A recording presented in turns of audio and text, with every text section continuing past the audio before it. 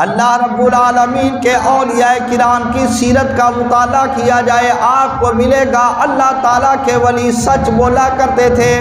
حضور غوث اعظم جیلانی رحمت اللہ تعالیٰ علیہ آپ نے سرکار نے بھی سچ بولا، پہلے دن سے اپنی ماں کا حکم اپنے پلے باندھ کر سچ بولنا شروع کر دیا۔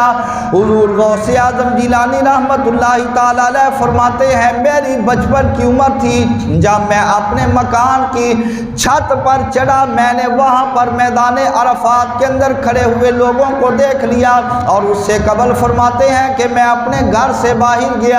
میں نے جا کر دیکھا کہ کسی صاحب نے اپنے بیلوں کو اپنے کھیت کے اندر ہل جوتنے کے لیے تیار کر رکھا تھا۔ میں ان بیلوں کے پیچھے چل پڑا، میں ان جانوروں کے پیچھے چل پڑا، اور وہ بیل میری طرف متوجہ ہو کر گفتگو انسانوں کی طرف کرنے لگا اور مجھ کو کہنے لگا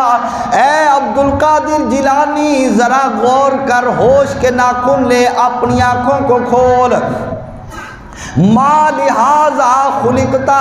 اللہ رب العالمین کی طرف سے تجھ کو اس کام کے لیے پیدا نہیں کیا گیا، تو کس کام کے چکر کے اندر پڑ گیا؟ اس کا مطلب یہ ہے تو اس کام کے لیے نہیں پیدا کیا گیا۔ کیا مطلب کہ یہ دنیاوی کام کرنے کے لیے تجھے پیدا نہیں کیا گیا، تجھ کو تو اللہ رب العالمین نے دین والوں کا امام بنانا ہے۔ اور میرا ذوق وجدان، میرا ذوق یہ کہتا ہے اس کا مطلب یہ بھی نکل سکتا ہے اے عبد القادر جیلانی رب تعالیٰ نے تجھے جانوروں کے پیچھے چلنے کے لیے پیدا نہیں کیا، رب تعالیٰ نے تو تجھ کو اس واسطے پیدا کیا ہے کہ تو آگے آگے چلا کرے گا، اللہ تعالیٰ کی مخلوق تجھ کو اپنا امام مان کر تیرے پیچھے چلا کرے گی۔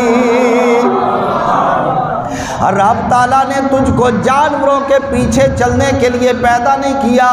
بلکہ رب تعالیٰ نے تجھ کو یہ مقام و مرتبہ عطا فرما دینا ہے کہ تو آگے آگے ہوگا، انسان تیرے پیچھے پیچھے ہوں گے، تو انسانوں کا امام ہوگا، تو انسانوں کا مقتدا ہوگا، تو انسانوں کا پیشوا ہوگا، اور انسان تیری بارگاہ کے اندر آ کر اور انسان تیری سنگت اور صحبت کے اندر آ کر جب بیٹھ جایا کریں گے تو بھٹکے ہوا کو سیدھی راہ مل جایا کرے گی، اور رب تعالیٰ کی یاد سے غافل ہونے والوں کو رب تعالیٰ کی یاد کی جناب والا خوراک مل جایا کرے گی۔ جو لوگ گمراہی کے اندر مبتلا ہے ان کو ہدایت کا رستہ مل جایا کرے گا، اور جو لوگ جہنم کے راستے پر چل رہے ہیں وہ جہنم کا رستہ چھوڑ کر جنت کا رستہ اختیار کر لیا کریں گے۔